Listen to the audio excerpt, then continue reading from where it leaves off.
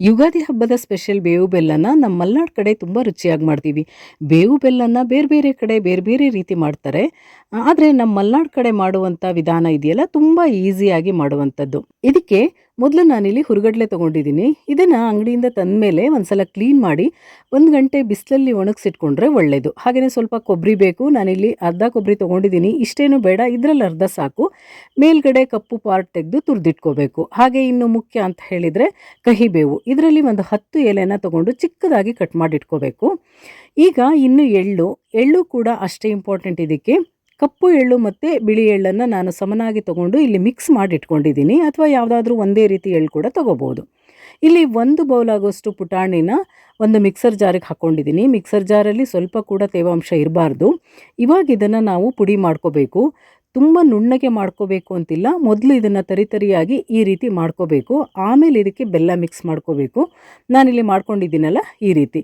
ಈಗ ನಮಗೆ ಸಿಹಿಗೆ ಎಷ್ಟು ಬೇಕು ಅಷ್ಟು ಬೆಲ್ಲ ಸೇರಿಸ್ಕೋಬೇಕು. ನಾನಿಲ್ಲಿ 3/4 ಕಪ್ ಆಗುವಷ್ಟು ಬೆಲ್ಲ ಹಾಕಿದ್ದೀನಿ. ನಿಮಗೆ ಸಿಹಿ ಜಾಸ್ತಿ ಬೇಕು ಅಂತ ಹೇಳಿದರೆ ಸ್ವಲ್ಪ ಜಾಸ್ತಿ ಹಾಕ್ಬೋದು. ಇವಾಗ ಇದನ್ನು ಒಟ್ಟಿಗೆ ಮತ್ತೊಂದು ಸಲ ಗ್ರೈಂಡ್ ಮಾಡಬೇಕು. ಒಂದು ವೇಳೆ ಇದರಲ್ಲಿ ಹುರಿಗಡ್ಲೆ ಅಥವಾ ಬೆಲ್ಲ ದೊಡ್ಡದಾಗಿ ಉಳಿದಿದೆ ಅಂತ ಹೇಳಿದ್ರೆ ಇದನ್ನು ಜರಡಿ ಮಾಡ್ಕೋಬೋದು. ಈ ರೀತಿ ನುಣ್ಣಗಾಗಿದೆ ಅಂತ ಹೇಳಿದ್ರೆ ಜರಡಿ ಮಾಡೋ ಅವಶ್ಯಕತೆ ಇಲ್ಲ, ಹೀಗೆ ಬಿಡ್ಬೋದು. ಇದನ್ನು ಈಗ ಒಂದು ಮಿಕ್ಸಿಂಗ್ ಬೌಲಿಗೆ ಹಾಕ್ಕೊಳ್ಳೋಣ. ಯಾವುದಾದ್ರೂ ಒಂದು ಪಾತ್ರೆನ ಇಟ್ಕೊಂಡು ಅದಕ್ಕೆ ಹಾಕೋಬೇಕು. ಇನ್ನಿದಕ್ಕೆ ಬೇರೆಲ್ಲ ಇಂಗ್ರೀಡಿಯೆಂಟ್ ಹಾಕ್ಕೊಳ್ಬೇಕು. ನಾನಿಲ್ಲಿ ಕೊಬ್ಬರಿನ ತುರಿದಿಟ್ಟಿದ್ದೀನಲ್ಲ ಅದನ್ನು ಹಾಕ್ತಾ ಇದ್ದೀನಿ. ಅದಾದಮೇಲೆ ಬಿಳಿ ಎಳ್ಳು ಮತ್ತು ಕಪ್ಪೆಳ್ಳನ್ನು ಮಿಕ್ಸ್ ಮಾಡಿದ್ದೀನಲ್ಲ ಅದನ್ನು ಹಾಕ್ತಾ ಇದ್ದೀನಿ.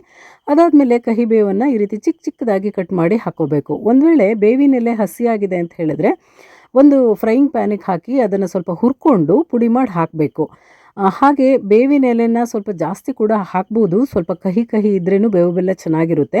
ಇದನ್ನೆಲ್ಲ ಹಾಕಿದ ಮೇಲೆ ಚೆನ್ನಾಗಿ ಮಿಕ್ಸ್ ಮಾಡ್ಕೋಬೇಕು. ಕೆಲವರು ಇದಕ್ಕೆ ಬಾದಾಮಿ, ಗೋಡಂಬಿ ಅಥವಾ ಬೇರೆ ಡ್ರೈ ಫ್ರೂಟ್ಸ್ಗಳನ್ನು ಕಟ್ ಮಾಡಿ ಹಾಕ್ತಾರೆ.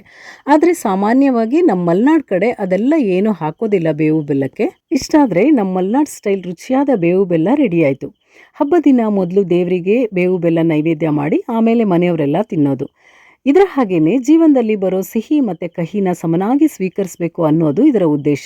ನಿಮಗೆ ಈ ವಿಡಿಯೋ ಇಷ್ಟ ಆಗಿದ್ರೆ ನಿಮ್ಮ ಫ್ರೆಂಡ್ಸ್ ಮತ್ತು ಫ್ಯಾಮಿಲಿಗೆ ಶೇರ್ ಮಾಡಿ. ನಿಮ್ಮೂರಲ್ಲಿ ನೀವು ಹೇಗೆ ಬೇವು ಬೆಲ್ಲ ಮಾಡ್ತೀರಾ ಅಂತ ನನಗೆ ಕಾಮೆಂಟ್ನಲ್ಲಿ ತಿಳಿಸಿ. ಹಾಗೆಯೇ ನಮ್ಮ ಚಾನೆಲ್ನ ಸಬ್ಸ್ಕ್ರೈಬ್ ಮಾಡಿ. ಮತ್ತೊಮ್ಮೆ ಎಲ್ರಿಗೂ ಯುಗಾದಿ ಹಬ್ಬದ ಹಾರ್ದಿಕ ಶುಭಾಶಯಗಳು. ಶುಭವಾಗಲಿ. ನಮಸ್ಕಾರ.